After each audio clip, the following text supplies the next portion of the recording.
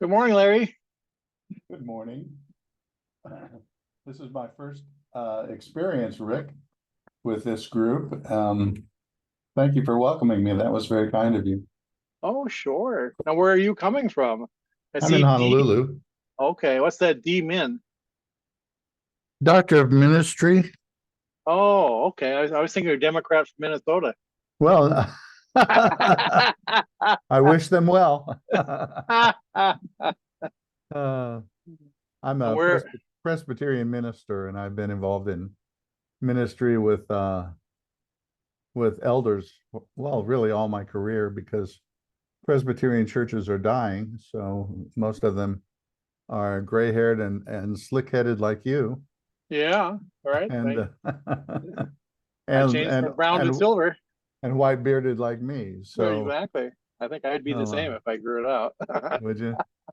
I think so. So I've been involved here on the island. I was in hospice care as a chaplain with Bristol Oh, Hospice, and I have my own work now online with elders in that transition between um, adulthood and elderhood, which we call retirement. okay. Wow. Yeah, we do call it So, retirement. Well, great. And how did you find us? I sent you an email, or Sherry did, or I'm not sure how I found you. I've been fishing for people and groups with which I can connect in yeah. my capacity as a caregiver, and so somehow I came into this one, and I saw the meeting. I joined, and I saw the membership meeting. So I'm a new member, and I Well, guess thanks for I joining. assumed I would be welcome. You definitely will be. Well, Welcome very much. thank you, Rick. You're very fortunate here in Hawaii. There are a lot of different things going on out here that you could join. So this is one. Yep. So excuse me. Mm-hmm.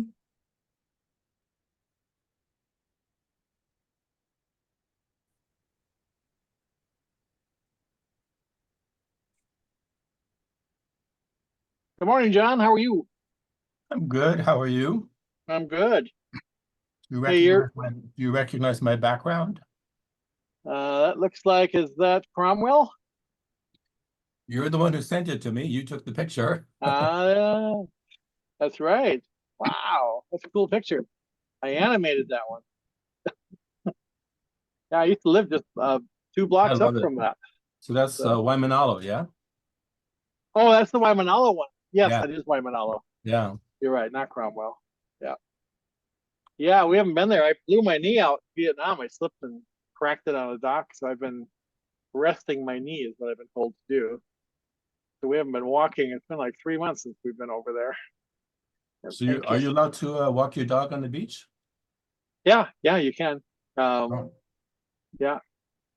There, Waimanalo is a different kind of beach. Right? We haven't had problems in quite some time, but occasionally there's loose dogs running around that aren't too tame. That can get a little hairy sometimes. We haven't had the problem in quite a while. And Nohalani's a lot more assertive now. so what do you bring any kind of like a pepper spray, or how do you prevent dogs from attacking? Yeah, they haven't attacked us so far. Just try to be mellow. I usually pick Nohalani up and just kind of walk away mellow. It's just, yeah, and hope for the best. Um, yeah, it has been a while. I think they've gotten better because I think they've policed it a little bit more.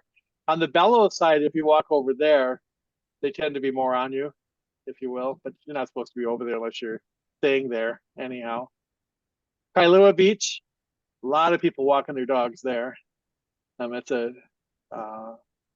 yeah, Waimanalo and Kailua are probably our favorite because they're the longest stretches. Uh, As long as they pick up the poop. exactly. Yeah, same in the neighborhood here. We don't want to be swimming in that. No. Virginia, welcome. Thank you. Good morning. How are you? Good. Thanks for joining us. Looking forward Sure. to this. Um, and President Lori is here. Welcome, Lori. Good morning. Good morning. Oh, and there's Sherry. Executive Director Sherry. Hi. Right on time. Let's see. Happy New Year, John. Happy New Year to I everybody. see. Oh, wow. There's Mhm. quite a number of people here. Pretty soon, Kung Hee Fat You Choi. good folks. Yes, So Larry, next. Larry's a new member just joining us for the first time. So everybody welcome Larry. Excellent. Welcome, Larry. Uh, Nice to see you. Thank you very much. I Ooh, have an introduction if you want to hear it sometime, if it's not, when it's appropriate for the group. But Well- thank you for welcoming me. yeah. Absolutely. We'd love to talk later and get better acquainted and so forth, find out what your interests are and so forth. I think we're at just about at 11:30. So in the interest of being respectful of everyone's time, we probably should kind of get things started. Welcome to everyone. We appreciate you taking the time to carve out this hour to be with us this morning. I think you're going to find this a very informative hour. The first order of business before we can turn it over to Virginia is the induction of our 2024 board. We have 3 new board members, and our esteemed executive director, Sherry Goya, is going to take care of this induction for us. thank you, Lori. Welcome, everyone. Nice to see a lot of faces actually this morning. So as the executive director of the Hawaii Pacific Gerontological Society, I'm pleased to have the opportunity to induct the 2024 HPGS board officers and 3 new directors today.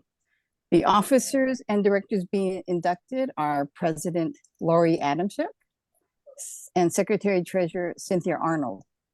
Our new directors, I don't know if you can check, I did see Courtney DiMaggio, Kendi Ho, and Christina Wong. And I know Christina was going to be on, but might have to leave a little early for another meeting. But whoever is here, if you, 5 of you, because you raise your right hand and say, I will, after I read the following. Will you make a firm obligation to attend meetings regularly and prepare fully for each assignment, to apply yourself to the bylaws of HPGS, to participate actively in HPGS activities, to represent HPGS to others in a positive, constructive manner, to build open, friendly relationships with our fellow members, and to bring other new members to HPGS so that they can also gain the benefits of this organization. I will. Thank you.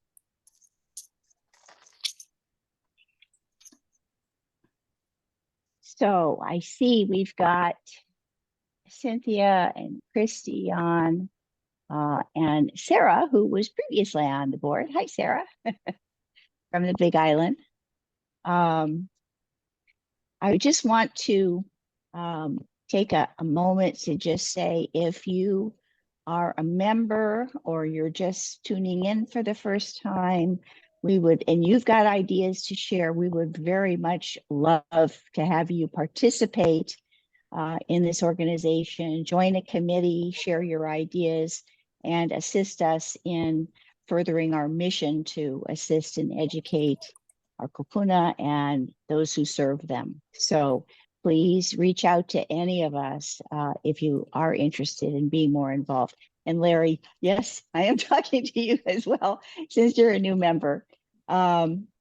This is our first general membership meeting for 2024. The next meetings will be in May and September. The 2024 scholarship fundraiser will be in November. The committee has started looking into who our honoree will be this year, and we welcome all ideas. And we've got a very good speaker and interesting topic to offer you today. I'm going to turn it over to Rick, our past president and chairman of our program committee, who will introduce our speaker. Rick? Okay, thank you, Lori, and welcome new board members and everybody in the audience here. So, yeah, we got some exciting.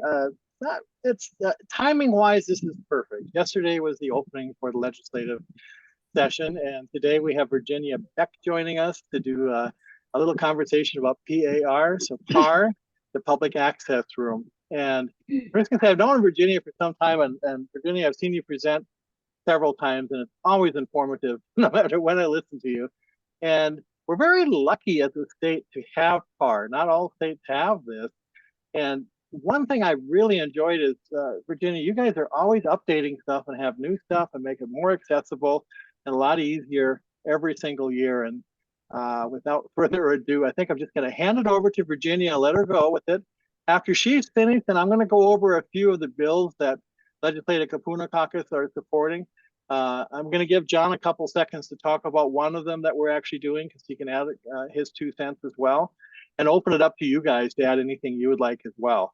But we're going to start with Virginia, and then we'll talk about some of the bills that we're looking at this year. Okay, Virginia, take it away. All right, thank you. So good morning, everyone. Yes, I'm with the Public Access Room, and we're a great resource for you. And I say that because every state in the country, I think, should have an office like ours, but they don't. So we're really very fortunate here to have the legislature have decided that this is something we should do. Now I'm trying to share my screen. Let me see. I think I need to make you a co-host in Well, order I for you to think, do that. can you see my slides Yes. now? Yes, you Okay, can. good. Okay, great. So I'm going to go through a whirlwind tour of what happens here at the legislature. And I'm going to focus on, finding bills on the website, which may interest some of you. Some of you may just want to hear from others. This is a bill you need to get involved with. How to ask for a hearing, which is an important step in advocacy, how to offer testimony, and just a few other things on the website. We can get into the measure tracking and things like that if we have time, but I don't want to take too much time before you get to the bills of interest for your group. So the Public Access Room is your office here at the Capitol. We're always available to you. We are nonpartisan. We don't take any position on any of the issues. We're all about the process. And you can call or email us at any time, and we're very happy to answer your questions. If you find yourself at the Capitol, you're welcome to use the office as your own space. We have computers you can use the workspace, you can watch hearings, you can pick up handouts, you can ask us questions. We can make copies for you. Just use us as you will. So the legislature, as Rick mentioned, came into regular legislative session yesterday. So here we go. We've got 76 lawmakers in the building, and we'll see what they can accomplish this year.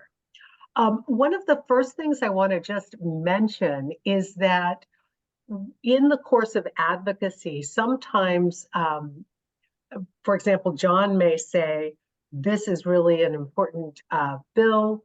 Get in touch with your own legislators and let them know how you feel. If you don't know who they are, it's pretty easy to go to the capitol.hawaii.gov website. The legislature's website has gotten really good, and they've made it pretty easy for you to find your legislator. And you'll just select Find Your Legislator, a map comes up, you just put in an address. I pretend I live at the Capitol. Some days during session, it feels like that. And it has the outlines of your, the districts that you reside in. And on the right-hand side, your Senate district. It says Senate Districts 1. It means you have one senator. House Districts 1, and you click on those and you find out who represents you and their contact information and their picture, which is handy if they're coming to a meeting and you want to be sure to say hello.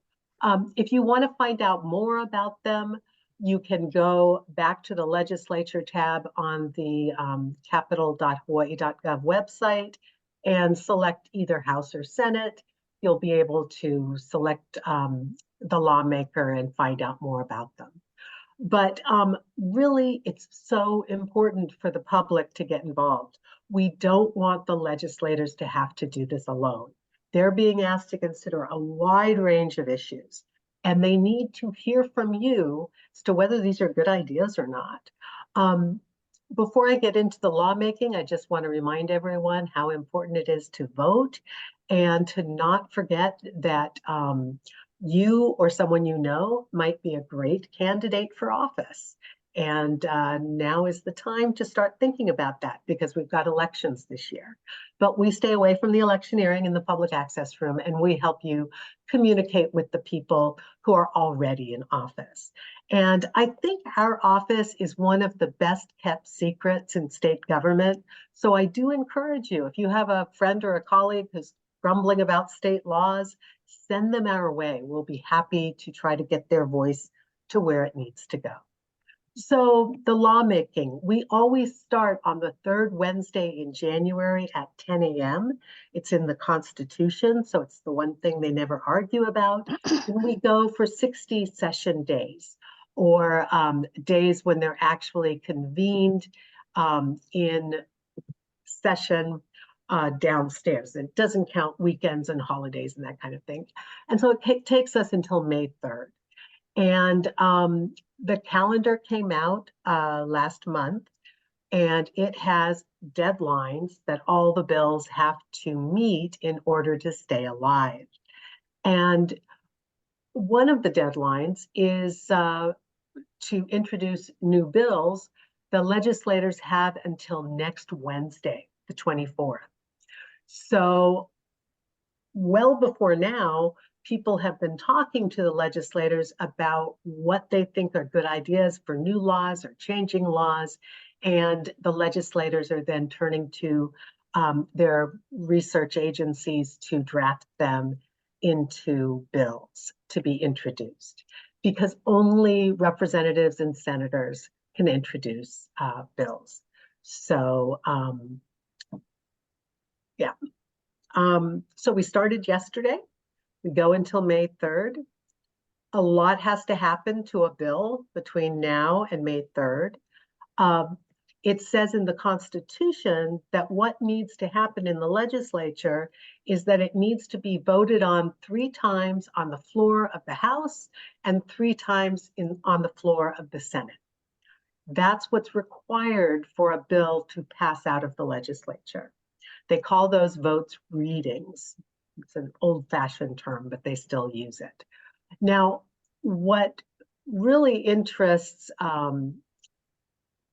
advocates are the committees, because what happens is the bill gets referred to 1, 2, or 3, or a couple committees meeting together. Leadership decides which committees each bill has to go through. And it's during that committee process that they have hearings. That's why we've got the disembodied ear up there. That's when they hear from the public formally about whether you think it's a good idea or not.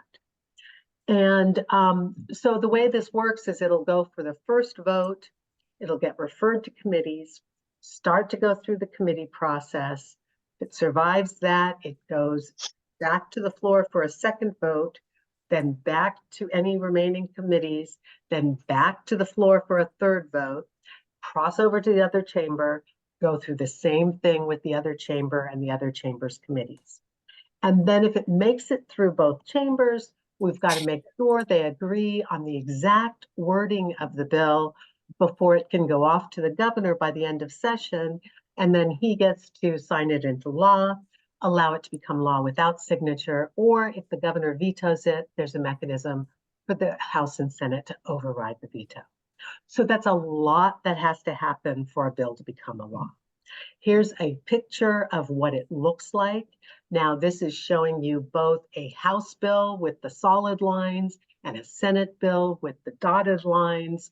But it shows you introduced, first reading, referred to committees, committee, all the way, and then all the way through the other chamber, then into conference to come up with the final language, and then off to the governor. But only about 10% of the bills actually make it through this whole process. Now, there's a lot of duplication. If you have a House bill, it's not uncommon for there to be an identical bill in the Senate with a different bill number as a companion bill. And it's just to increase the options of it surviving. But there's a lot of duplication. There may be 10 different bills about how to deal with care homes. The chair has to pick which one of those might be considered and go forward. So the deadlines dictate everything. The more committee referrals, the more deadlines they've got to jump through. And I mentioned bills have to be introduced by next week, Wednesday. As soon as they're introduced, they get bill numbers. That's how we track them. The bill number stays the same. This is a House bill, so it's HB. If it's a Senate bill, it's an SB. And that number never changes regardless of whether the bill is being talked about in the Senate or in the House. So it always shows where it was born. If it gets changed along the way, it's going to get draft numbers attached to the bill number. And that way we can make sure we're all talking about the same version of the bill. If there's a purpose section to a bill, it'll be right up front in section 1. Then you'll get into the guts of the bill, maybe how you change the Hawaii revised statutes, that kind of thing. And then at the very end will be an effective date, like when it would become law if it is enacted. So the first thing I want to tell you is how to find the bills. So if you go to capitol.hawaii.gov, you can go to the reports and lists page. And this, you can either go through the shortcut on the home page, the 4th gray box under the picture, or you can go under the Laws and Research tab. And the reports and lists page is really the guts of the website in terms of the legislation. So you'll come here a lot when you're looking for bills. This is what it looks like right now. And if I wanted to find only the bills that were introduced so far this year, I would pick under Measure Introduction, either the House bills with action taken in 2024 only, or the Senate bills with action taken in 2024 only. And up comes this report, really nice. You can read through the descriptions, all that kind of thing. You'll notice the bills start with 2001 in the Senate. In the House this year, they're starting with HB 1515. That's, any bill with a lower number is a carryover bill from last year. If I'm looking through this and want to read the bill, I just click on the PDF symbol next to it and up will come the bill. Okay. Now, what if I don't want to read through all of the bills that have been introduced so far this year, and I just want to search for a particular subject of the bill? Again, on the reports and lists page, I would use the subject search. Up comes a little search box. It's not going to search through the content of the bill, but it will search through the bill titles and the description and what they call keywords that the drafters have put with the bill. If you want to search through the content of the bills, you'll use the search box at the upper right of the website. You'll select keyword and put in a word or a phrase. And if you do that, it's a little more intensive, and I would encourage you to use the advanced form. And if you need help, contact the public access room. So this is the easiest way to find bills. So I put in the word discrimination, and here's what came up. I kind of dissected the report, and you can see at a glance that for this year, there are 2 House bills that were introduced that are higher than HB 1515, and there are 2 Senate bills that have been introduced this year. So I could look and see if those interest me. There's tons of information on the reports and list page. On the left-hand side, that's where it gives you all of these different options. This is where you would go, for example, if you wanted to see the bills that were introduced by the Kapuna caucus, you would go to the 4th from the bottom, measures by package. And you could select Kapuna, and there would be the bills. So you can also find measures by introducer, all kinds of things. So lots of things. So once you find the bills you're interested in, I would make, just keep a list of these are the bills I'm interested in. I'll want to add it to 2 different lists on the website.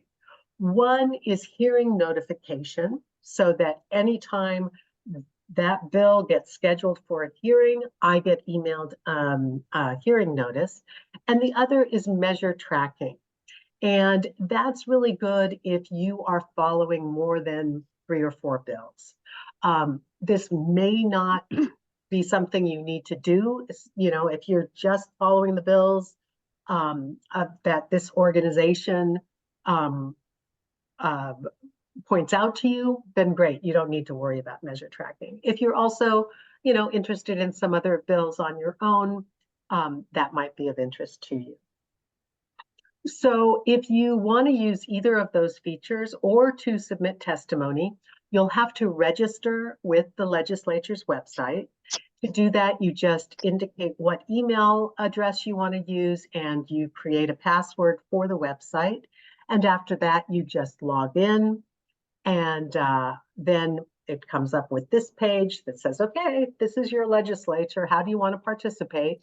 And for hearing notifications, I'll just select that, and up comes this form. On the left-hand side, I just type in a bill number and click on add. That's all I need to do, save and exit, and it will send me a hearing notice anytime that bill comes up for a hearing. Now, in addition, I might want to subscribe to the Health and Homelessness Committee on the House side, or the, I can't remember what the Health Committee on the Senate side is called, but the Senate Health Committee as well. And then anytime those committees have a hearing, they'll send me a hearing notice. That can be good to keep track of what's going on here at the legislature. So after a bill gets introduced, it immediately passes first reading. It's almost automatic. I've never seen anything not pass the first vote. So that happens. And then what we wait for is to find out what committees the bill's been assigned to. And as soon as we find out if we're for this bill, we want to ask for a public hearing from that first committee chair. The chair is the person who has the power to decide, out of all of the bills that have been sent to his or her committee, which ones am I going to hear? I've only got so much time before deadlines. I've only got the hearing room at certain times and dates. What am I choosing? And the reason this is so important is because if the chair does not schedule your bill for a hearing, what happens is those deadlines come and the deadlines go, and your bill is stuck in committee. It dies in committee, which happens to a lot of bills. To make the deadlines more clear, on the Public Access Room website, we do have a which deadlines apply to my bill handout that I recommend. If your bill does get scheduled for a hearing, then of course you want to testify. There are going to be executive branch departments that are going to be offering testimony. Other groups may offer testimony. The public, especially if they hear about a hearing, which is sometimes the hard thing to do, is to get the word out to people that this is even being discussed. So you want to testify. There'll be instructions at the end of the hearing notice. They give out hearing notices at least 48 hours prior to the hearing, but usually they want your testimony 24 hours before the hearing. So you don't have much time. It doesn't have to be a work of art. You can type it up as a letter to the committee. You can make it memo form. You can draw a picture if you want, whatever you want to do. I would encourage you to get your written testimony together, save it on your computer, and make sure that you've made it really clear right up front whether you're for or against the bill. And then just where are you coming from? Are you an expert? If so, that's great. But if you have a story that exemplifies why this legislation is needed, that can be really powerful. It'll reach the legislators and bring home how important this law would be. And keep it short. If you can keep it to 1 page, that's really good. I know it's hard sometimes to get those stories down to just a page, but do your best. So when you're ready, you've saved your testimony, you want to come to the website and log in. This time we'll select Submit Testimony. And on the right-hand side is a lot of a privacy notice, basically, to remind you that your testimony will be posted on the bill status page. So it's going to be public. So don't be putting in anything there that you don't want public. And also, all of the hearings are recorded and posted on YouTube. So you don't want to say anything too personal as well. Then you'll just type in the bill number, and up will come this form. Under testifier's full name, that will go ahead and fill out with the name that you used when you registered on the website. If your Zoom identity is different, then, and you want to testify over Zoom, you want to make sure that this name matches your Zoom name. So if John Citizen has a Zoom identity that says, you know, Jackie Q, he should write that in there and let them know. Whether you support or oppose, and then you'll select whether you're testifying as an individual or as a spokesperson for an organization, and then how you're testifying. Just written testimony, let them know. If you're also planning to show up at the hearing, they want to know so they can add you to the testifier list, or if you want to testify remotely over Zoom.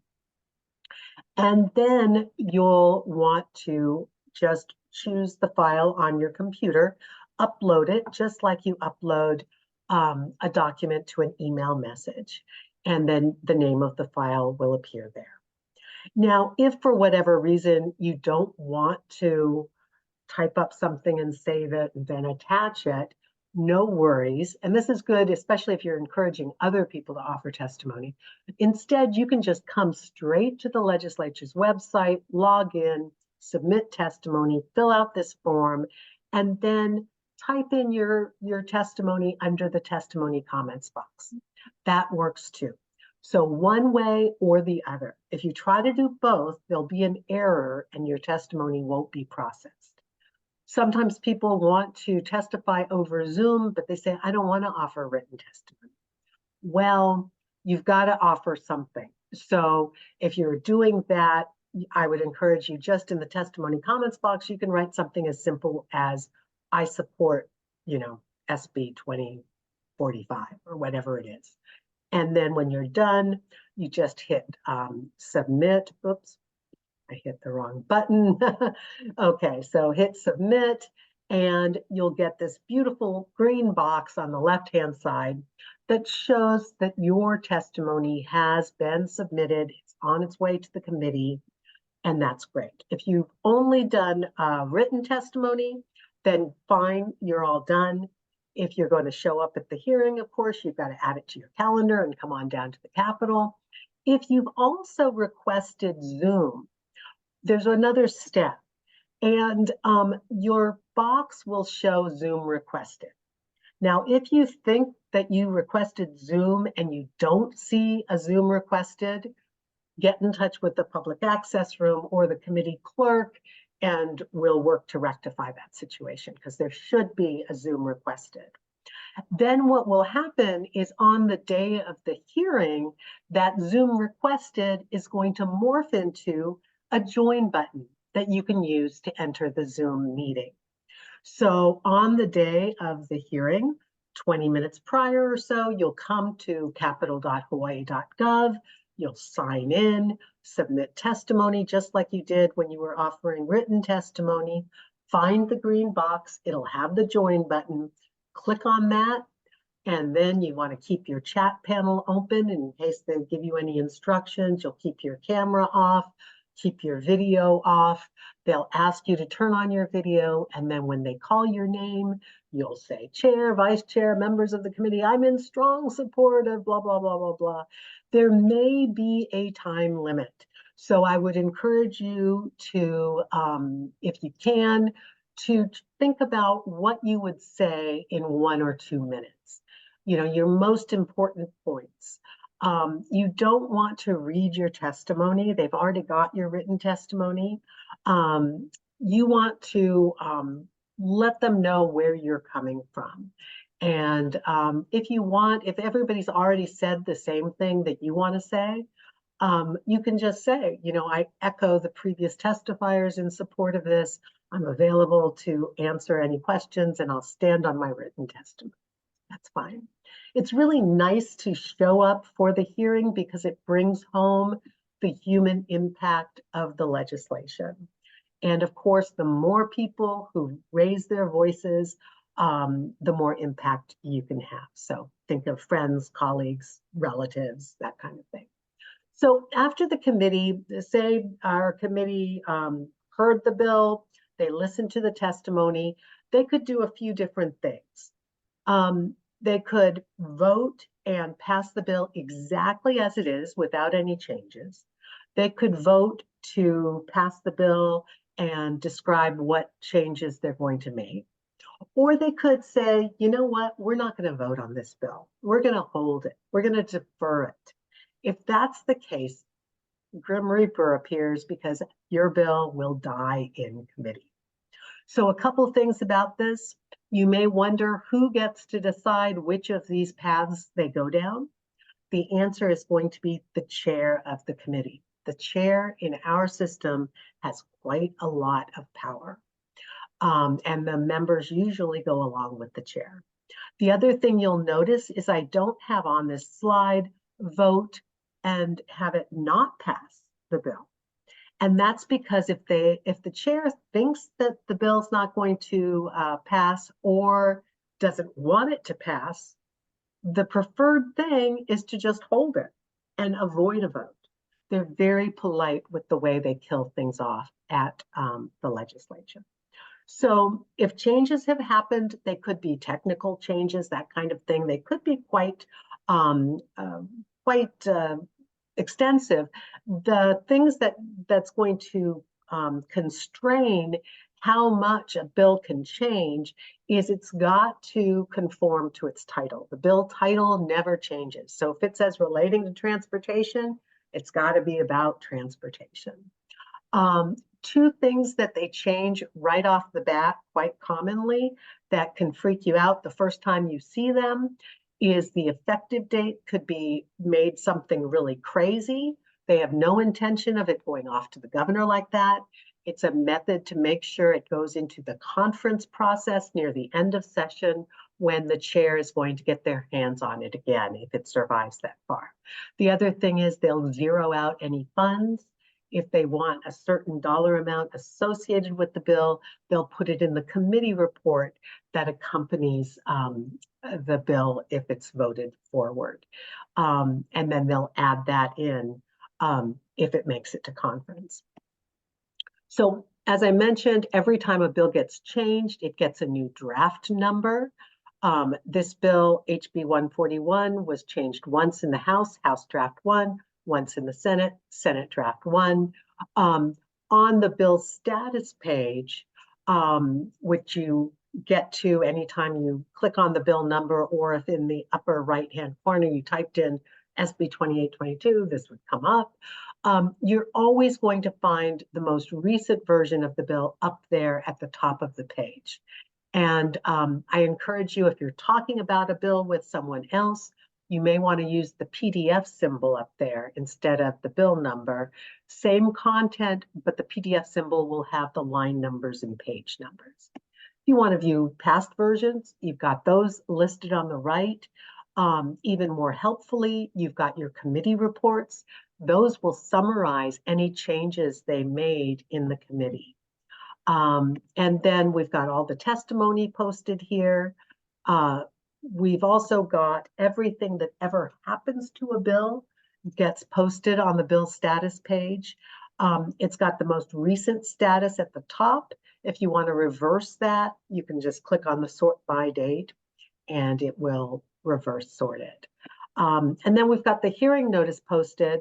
And this is really nice. If you missed a hearing, you can come to the bill status page and look at the hearing notice and then click on the YouTube symbol right there and it'll bring you into the hearing itself.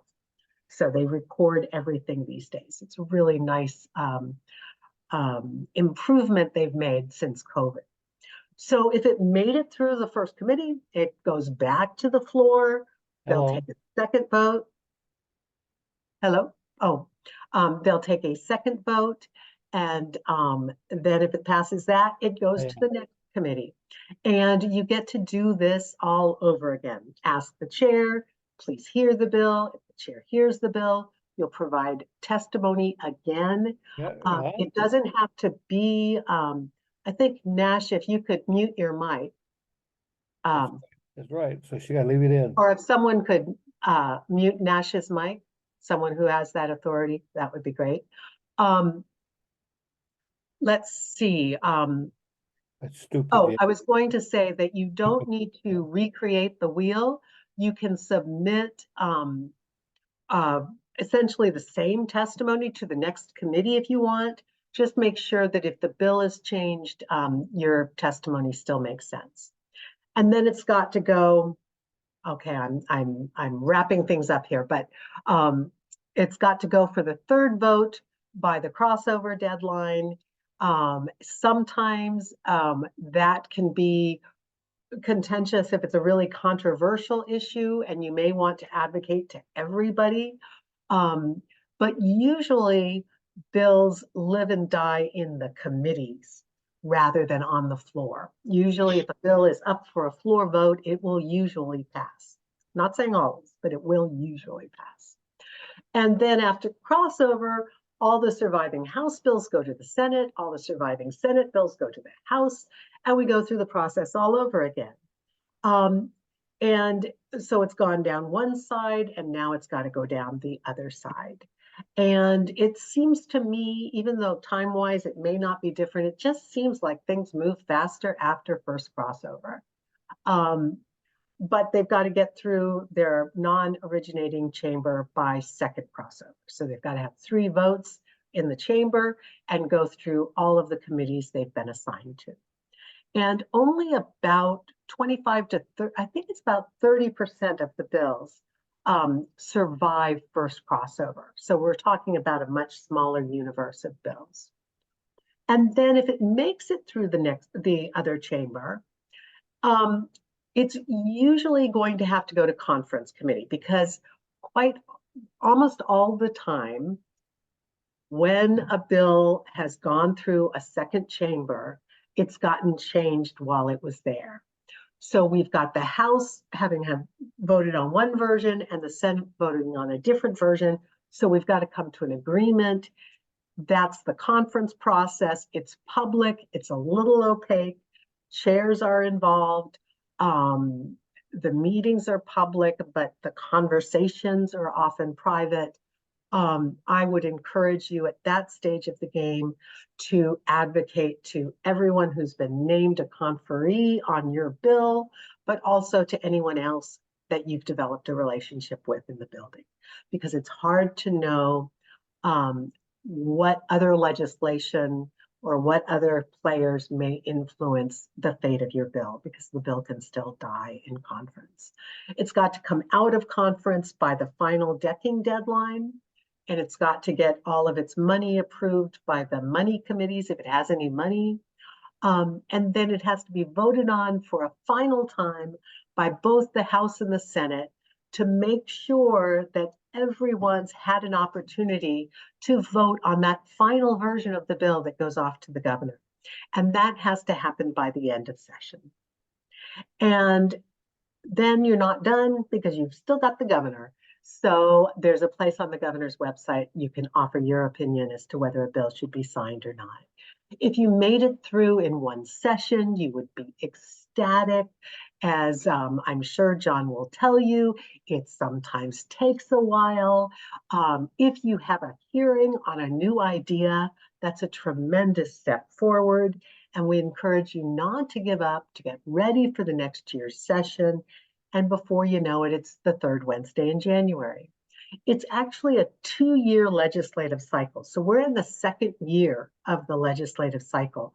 So lawmakers are going to be considering all the new bills they're putting in, starting with HB 1515 and SB 2001. But in addition, they could act on any of the bills that didn't pass out of the legislature last year. Those are called carryover bills. We call them potential zombie bills because they can come back to life if they get scheduled for a hearing. At the end of this year's session, whatever hasn't passed out is truly dead. We'll have elections, new people will be appointed to office, and then we'll start with a brand new slate in 2025. And all of that, you don't have to remember it all because you've got this wonderful office called the Public Access Room, and we're here to help you out. On the legislature's webpage, under Help and Info, you can find a link to our website. And I just want to point out a couple things there. There's tons of information. But if you go to current legislature, either in the tab or through the shortcut, you'll find a list of handouts, including on the left, you'll see which deadlines apply to my bill. Senate and House, you can look if you want to see, okay, all of the committees all together, easy enough in one sheet. The other thing I'll point out is Engagement 101, which is where we have videos and instructions on how to use all of the interactive features on the legislature's website. And then at the bottom of our page, we've got a link to our YouTube page where you can watch a thrilling video on how to read a bill and a resolution and other stuff. So if you can't find what you're looking for, if you're finding yourself at all frustrated, I do encourage you to reach out to the Public Access Room. We love our jobs and we're happy to hear from you. No known cure for the advocacy virus. This is my corny slide. Treatment is available by participating in your democracy, and you're always welcome in the Public Access Room. And a final way that we could look at how a bill becomes a law is, say I get a legislator to introduce a bill to establish a double-decker tree swing. Great. It goes to committee, they have a hearing, but then they change it to be double wide. Okay, I guess that'll work, all right, you know, whatever. Then while it's on the floor, it gets changed, which very rarely happens, but it's supposed to go through the tree trunk. Luckily, by the time it gets through the legislature and gets signed by the governor, it's got the braces up and we've got a dissected tree, but I think someone's going to hit their head. Unfortunately, the Ways and Means and Finance Committee didn't give it any funding. So the state agency said, well, all we can do is this useless thing lying on the ground. It's been reported by the media, but they kind of gotten it upside down. As far as the public, they don't even know we're talking about tree swings. And what was actually needed was a tire swing. So this is to do two things. One is to remind you to try to keep your sense of humor. It'll help to keep you sane during all of this. The other thing is not to be too wed to your initial vision. If I was sure only a double-decker tree swing would work, I would be blind to an even better solution. So that is it. And I thank you for your time. And I'm very happy to answer any questions you may have. And I will stop my sharing and turn it back over to you. Thank you. Well, thank you, Virginia. That was excellent. It was just what we were looking for. For us that have been doing it for a while, it's a great reminder Somebody does have a question in here. A lot of thank yous if you look at your chat, but one question Audrey's asking is, how do you find all the bills being introduced related to Kapuna? Would that search work well for that you showed us? It would. I would go to the reports and lists page, and first off, I would look at to see if the Kapuna caucus package has been introduced. That would be one place to look. And then I would use that subject search, and I may do a couple different searches. I might search with the word Kapuna, but then I would also search with the word senior or elder. Right. Or older. You know, older. Yeah.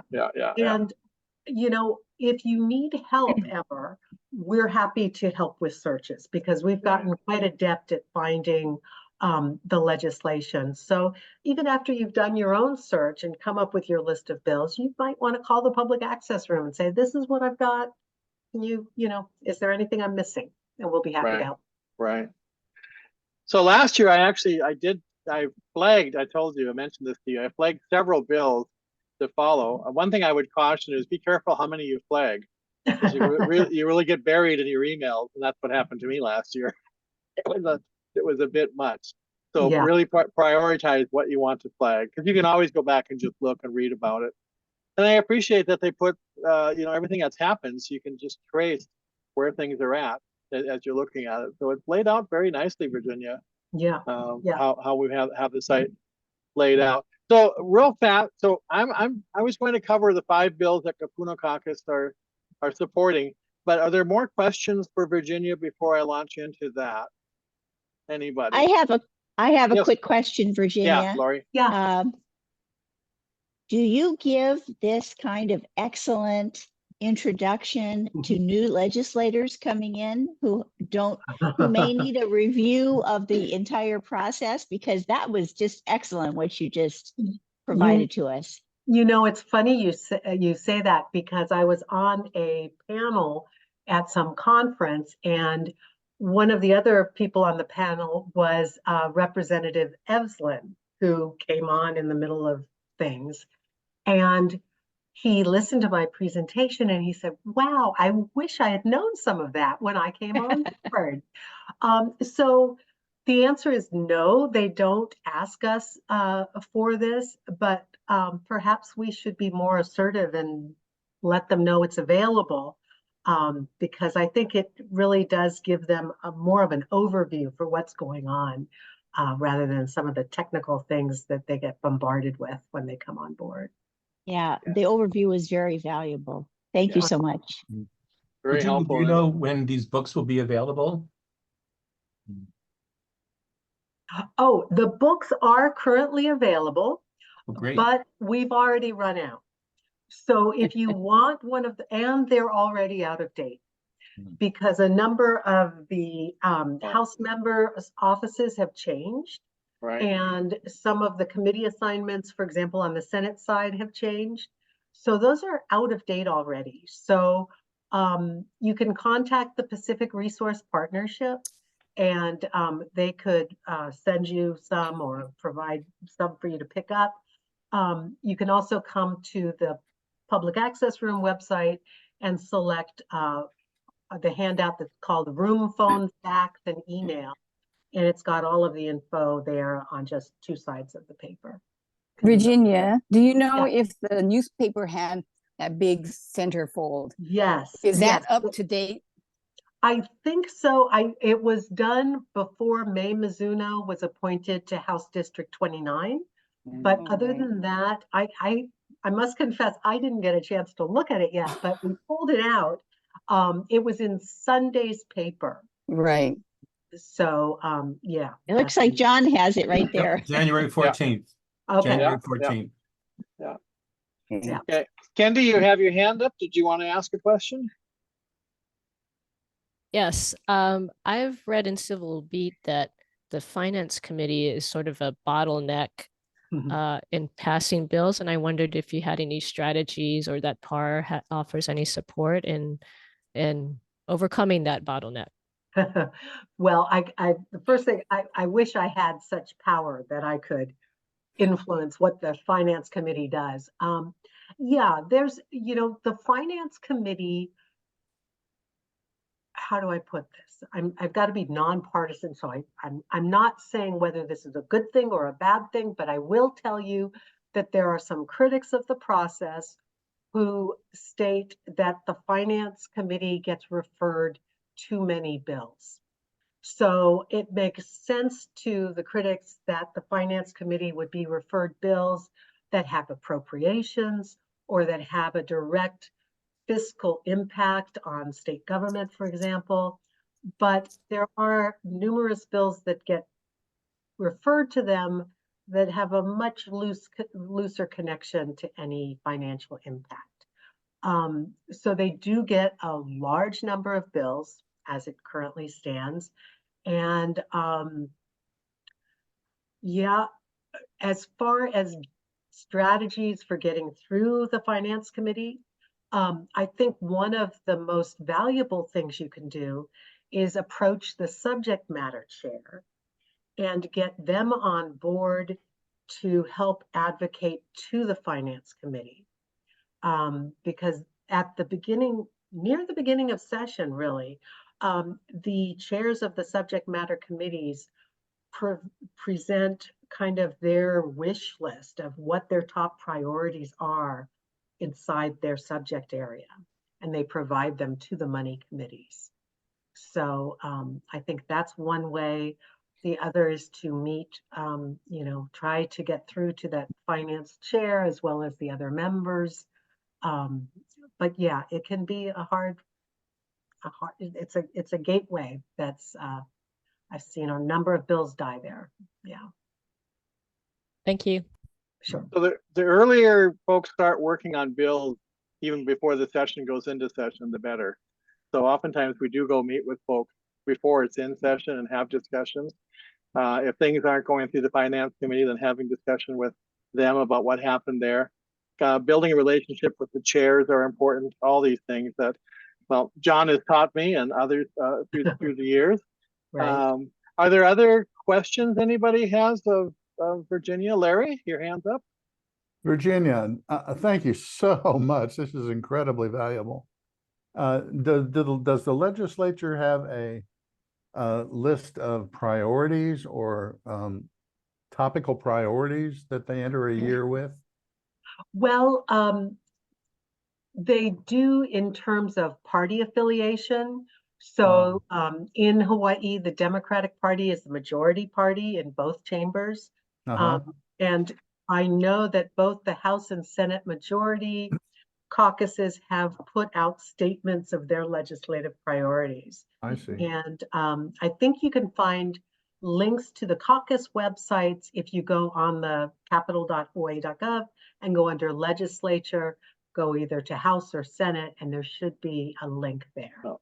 If you have any problem finding it, you can call us and we'll be happy to help you. So if we can phrase our message in terms of existing caucus priorities, we may have an advantage.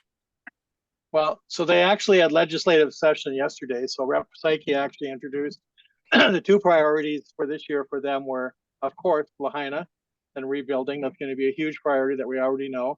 And then he also talked about Red Hill a bit, because we still need to make sure that that's safe, or we're in big trouble here. Even though the fluid is out, there's still what's in the soil still and all that kind of stuff going forward. So a lot of different organizations, a lot of caucuses and stuff have actually picked their priorities. We actually have 7 minutes left. So let me just real fast. Virginia, I wanted you to fill most of it. That's fine, because folks can find these anywhere.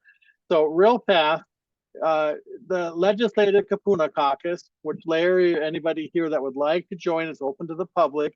We meet on the first Fridays of every month at, is it 2 o'clock now? I think it's 2 o'clock that we're meeting, and it's only on Zoom. So if you're interested in that link, let me know, or let Virginia know, or let somebody know, and we'll get you the link for that. That's the Legislative Kapuna Caucus. Some of us serve that are on here are with PABIA, Policy Advisory Board for Elderly Affairs, and so those combined are two places that I'm going to just share these 5 bills real fast. So the first one that we selected from the Legislative Kapuna Caucus, and this was through vetting, this is through presentations, and then we actually voted on these. The top vote getters for this year are, the first one is establish a paid family and medical leave program to allow workers to take time off and still receive part of their income when they need to take care of their own serious mental health issues or those of a loved one, or perhaps bond with a new child. Last year, that bill was HB 236. I don't know what that number will be this year. We'll find out next week. Similar to the 14 states, so other 14 states have passed this as well. So we're trying to pass something similar to that. I'm not going to spend a lot of time on it. There's a whole paragraph here. I'll just go to the second one. So the second bill that was selected for Kapuna Caucus was establish a caregiver tax credit that will allow caregivers to offset some expenses such as daycare, home care services, home modifications, medical equipment, etc., that they incur. Okay, so that's the second one.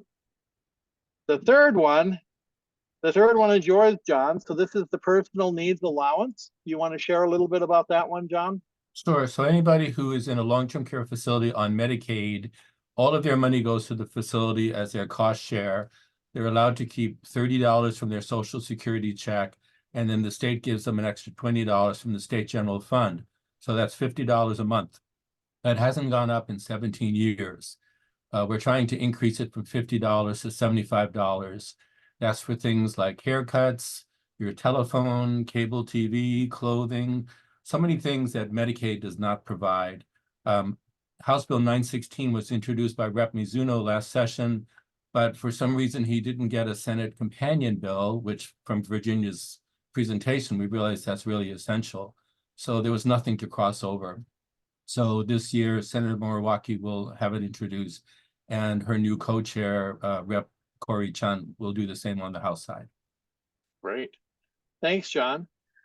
So then the fourth bill that we're supporting or trying to support is to fund the Hawaii Healthy Aging Partnership, HAP. So for $600,000 to implement evidence-based fall prevention and chronic disease self-management programs. HAP has offered things like enhanced fitness programs, Better Choice, Better Health, to empower Kapuna and caregivers to prevent falls and take care of themselves better.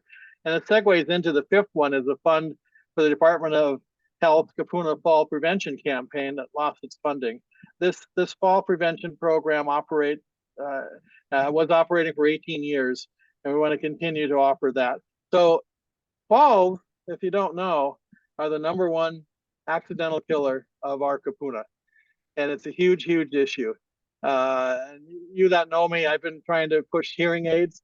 That actually isn't in here because we actually didn't push for anything that was going to cost money this time around. That was kind of some of our discussion. And we really started putting our energy, Pabia and us were discussing, into the fall risk and trying to promote bills that would support people to not have falls. So I'll just segue. The hearing issue is, I've learned through all my research, only 16% of people that need to wear hearing aids are actually wearing hearing aids. The #1 cause of falls is oftentimes the imbalance that happens when you don't wear your hearing aid. So personal story, my mom fell, broke her neck, her clavicle, and her humerus bone. Not funny. She's now she's really end of life now. She really did herself in. They found her hearing aid underneath a fish tank that she had hid it under. So people either they can't afford, so the other is we don't have adequate coverage from Medicare, Medicaid, or insurances. They will all say they cover hearing aids. Yes, but not adequately. My cousin just paid $9,000 out of the $9,700 for his hearing aid. Yes, they cover it, but not adequately. So people aren't wearing the hearing aids. So we want to do more of an awareness campaign around falls to help people with just to understand. And for everybody here, from age 55 on, it's recommended that every 3 years we have our hearing assessed. Most people don't even realize they have hearing issues until they're 20 years into it.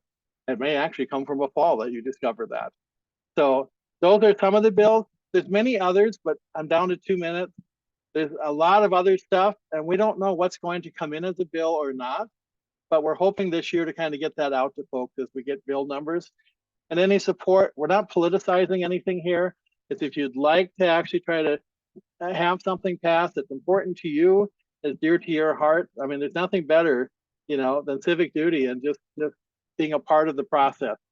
I find here in Hawaii, more so than other states I've lived, our legislators pretty much welcome our input. In fact, many legislators say you're the expert. I've gotten calls from people, John, you've gotten calls from people. They want information from you to help them with the bills.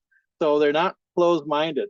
Now, another bill that actually has got a lot of energy around it, that I'm just going to say it comes out of Kakua Council, which some of us are a part of as well, is an ombudsman for condo associations. That's another one that we always hope would actually happen. There's a lot of stuff going on with condos out there as well. So those are the top ones. Let me just quick, I see I've got 3 chats. Let me look at that real quick. Okay, John, you sent some measure stuff in there. Interested in the Kapuna conference. Okay, yeah. So Larry, I'll touch bases with you about some of the other stuff that's going on out there. If you could join, since you're new to this world, we'd love to have you join us. And all these are open to everybody, of course, including our HPGF. Lori, do you want to wrap up with a little plug about helping us out on committees, that kind of thing? Well, pass it back over. First, I'd like to say that this meeting will be on our website under events, the recording of this Zoom meeting. So if you want to go back and review some of Virginia's comments, her PowerPoint and such, it should be there. Give us, maybe a week to have that uploaded, but it will be there for you. Virginia, I don't know whether anybody might be interested in a PDF of your PowerPoint. If so, would that be available? Sure, I'd be happy to send it. I'll send it off probably tomorrow, I think. My day today is a little packed. Yeah. Okay, that would be helpful. Yeah, because this is a uniquely valuable presentation that I anticipate we're going to get more requests for. Thank you so much for giving us all this really valuable information. Yeah, so our next general membership meeting is, I believe, in May, but we have much work to do until then. And again, we would encourage everyone to get in touch, offer us your ideas, and make some friends by joining a committee and working with us. We're only looking for, a commitment of a once-a-month meeting or so. And so it's not a terrible time crunch, but we would love to have you be involved with us. So thank you all for attending, and we will see you in May, if not before then. Thank you. Thanks, everyone. Thanks, Virginia. Appreciate Appreciate it.